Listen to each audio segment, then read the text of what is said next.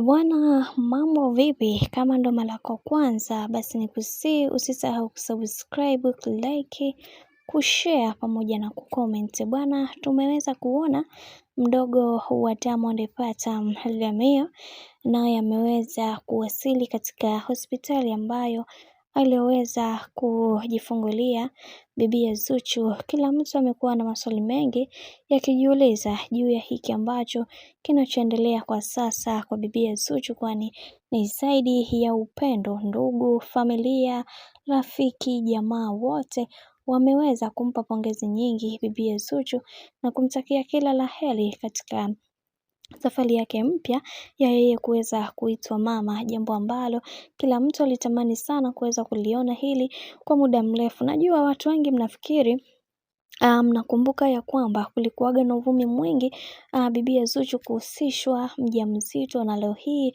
Mwenyezi Mungu ameweza kumjalia ni mjamzito, lakini pia ameweza kupata mtoto wake wa kike, jambo ambalo kila mtu alitamani sana kuweza kuliona kwa muda mrefu, na kila kitu sasa kimeweza kukaa sawa.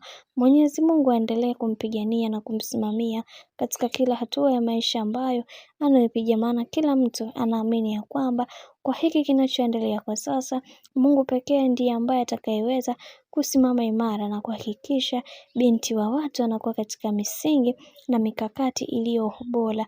Maana kuna mengi ambayo yameweza kutokea, na kila mtu anaamini ya kwamba Zuchu ni mama bora na ni mama mwenye utulivu wake, licha ya watu wengi kuzungumza hivi, lakini yote ya yote tumeweza kuona machafuko yote yameshaweza kuisha na kila kitu kimeweza kuwa sawa kabisa kama vile ambavyo mnaviona. Bwana, mambo ni mengi sana juu ya hiki ambacho kinachoendelea kwa sasa.